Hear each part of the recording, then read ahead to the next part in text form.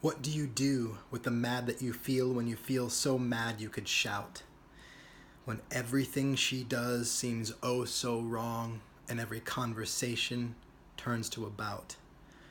That's a little spin on a Mr. Rogers song that I made up just really because of that first line. I love it. What do I do with the mad that I feel? The reason I love it is because it takes that idea of that experience of anger, madness, and it moves it from this thing that I'm subject to that's just happening to me, and it puts it right out there in front of me. What do I do with the mad that I feel? As if madness is something I can do something with. The presupposition in the question actually just moves it out by even asking it. And it gives me a sense of agency and power over the feeling of being angry. So I love it, and I made that little rhyme up with Mr. Rogers' song because just to keep me present to that. So, little personal share. Yesterday I was right here in my kitchen with my wife. Yesterday morning, I asked her something and I didn't like the way she responded, and I got angry and I raised my voice in response, and then she raised her voice, and then back and forth we went enough that our son noticed, and he came running in, 2.5 years old, and screamed, "Stop!" And it was heartbreaking to see him being upset by us raising our voice, and you'd think maybe that would make us stop, but no, we just felt guilty for that and let it feed into that. And it went on for a couple of minutes of us back and forth. Then we realized what was happening and apologized and hugged and came to our senses and everything and kissed and made up. But I still had mad in me. I could still feel it. And that situation still happened. And so I asked myself, what do I do with this mad that I feel? Now we're kind of like, we worked it out, but both of us still had the energy in us. So it's like the energy will come back if I don't do something with it. Otherwise I'm just ignoring it and repressing it. So what am I going to do with this mad that I feel? It's a great question. What am I going to do? So I'll tell you what I did, and what I often pretty much always do now is I go and sit down in my studio. I sat down in my studio with my journal, and I use this little process that I made up. And so it's just these sentences that I complete. The first sentence is, I am angry at person name for or that. So I am angry at my wife for not agreeing to take our son to the gym with her today so I could work. I'm angry because he didn't have school yesterday. So I'm angry at my wife for not agreeing to take our son with her to the gym. I had him all weekend, blah, blah, blah. Just angry. So I can come up, see here, I can remember all the justifications for why I was angry. So I write that first line, this is what I'm angry about. And the second line, because, so I'm angry at that, about that, because it hurts that, ... So this presupposes that beneath all anger is hurt. The only reason I'm angry is because something hurts. So I stay with because it hurts that until I know what that is. Because it hurts that she doesn't appreciate me. That's what I came to yesterday. She doesn't appreciate me. I mean, I took Asher all weekend, all day Saturday, pretty much all day Sunday. I just asked her, it hurts. It hurts. She doesn't appreciate me. That's what hurts. It's so ridiculous now in hindsight, but in the moment, it's like that was hurting. It hurt that I wasn't appreciated. I believed it. And so then I took it hurts that I'm not appreciated because, next line, third part of the process, it hurts that I'm not appreciated because I love. So the presupposition in this part is the only reason something hurts is because there's something that I love that I either feel like is being taken from me or I fear I'm not going to get. The only reason I hurt is because I love. And so then I love, it hurts that she doesn't appreciate me because I love being appreciated by my wife and being connected with her. I love being appreciated by my wife and being connected with her. That's what I love. And so now I'm just, even already the energy starts to shift. I went from anger to hurt, the real emotion beneath the anger. Anger is a secondary emotion. It's a response. It's a fight response to pain. Okay? The hurt is deeper. It's more true. It's more accurate. It's more primary.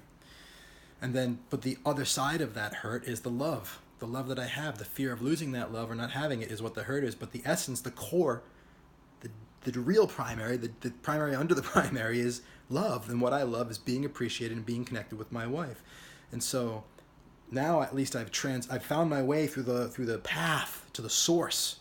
There's something that I love that I fear I'm not getting and I'm not having. So what do I do with that? What do I do with the love that I want, the love that I fear I'm not getting? Well, there's two really powerful things that I know to do to create the experience of love. Number one is to give it to myself, because nobody can really love me. They can express love, and if I receive it by acting internally coherent with their expression, then I get to receive it. So every experience of love is self-love, actually. So I can love myself, and I can give that love away. So, to appreciate myself, to be connected to myself, I will just take that same language and I will start to consider where it's true and accurate, and I'll start to tell myself that it's true and accurate. A little bit of rocking. I'm appreciated by my wife. My wife appreciates me so much. She appreciates me. Here's the ways. Oh, I can see she did this for me. She just cooked for me this beautiful meal last night. She went shopping for her whole family. She appreciates. It's like, wow, and I start to see it and I start to feel it. And all of a sudden, I'm feeling like she appreciates me, and I'm creating that. She's not even in the room. I'm creating being appreciated by my wife, all by myself. That's that self-love in action. And I'm loved by her, and I visit and experience in my mind all of that. And the more I feel it, the more I can see other things, and I just pump it up, man. Make myself come out of that room, feeling the studio, feeling like, wow, my wife appreciates me and loves me so much. And I feel so full inside. And now what if I do even more with that? What's another way? Now, another way to feel love and appreciation is, paradoxically, to give love and appreciation. So I came back out to the kitchen. I just said to my wife, look, I just really, sorry again for us raising our voices, for me raising my voice. I'm so appreciative of what you do for me. I'm so appreciative of how you went shopping yesterday. You put all the food away and the packages that were waiting for us, and you cooked for us that beautiful meal. I'm so grateful for that. You do so much. So I'm giving appreciation as a means of creating the experience of being appreciated. And it works that way because our experience of love, it doesn't matter whether it's for self or other. It's the movement of love, the flow of love, either giving or receiving, that creates the in love, the loved experience. Direction is irrelevant. It's the movement that matters, that actually creates the feeling.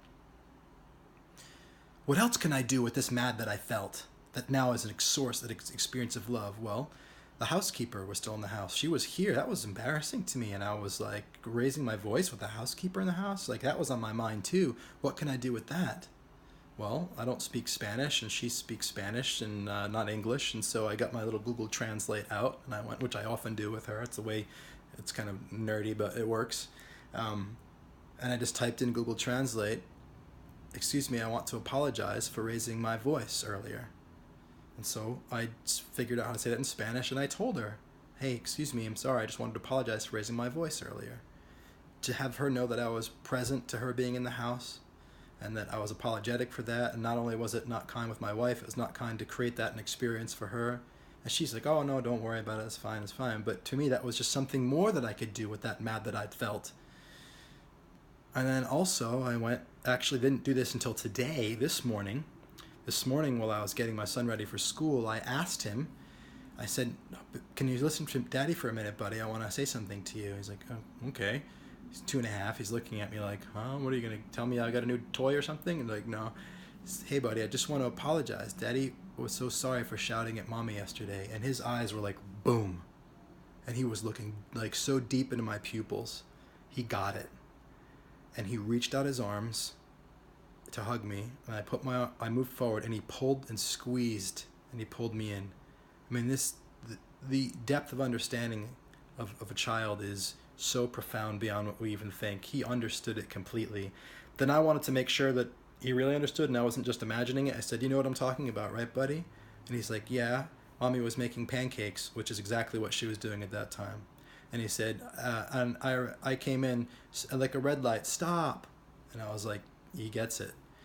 And so what can I do with the mad that I feel? Oh my God, I can do so much. If I don't judge myself for feeling mad, and I don't feel like a victim of that anger, but I disassociate from it by asking myself, what can I do with it? And then I don't beat myself up for being angry, but like, this is just something that happened. I'm innocent. This unfolded. It is what it is. What can I do with it now? Well, I can use it to find my way to what the love is that I feel like I'm missing out on, and I can give that to myself. I can find what that love is that I feel like I'm missing out on and give it to somebody else. I can go and create a deeper relationship with a housekeeper, because now I not only created an awkward situation, but I've acknowledged it and then healed it, which actually creates more strength than if it was never touched in the first place, or if it never happened in the first place. And I can teach my son the idea of about apologizing for something when we behave in a way we don't like. That's a win. So is the net, would it have been better if I never raised my voice at all? I don't even know. In a lot of ways, maybe not. Not saying I'm going to go around doing that, but like, this is what happened. And I'm much more interested in how do I meet what's occurring? What do I do with what's happening and what has happened inside and outside? So, what do you do with the mad that you feel when you feel so mad you can shout, when everything they do seems oh so wrong and every conversation turns into a bout? Today is the perfect day for you to create who you are. You are loved and you are powerful, and I am loving you simply for your being here. I'll talk to you soon.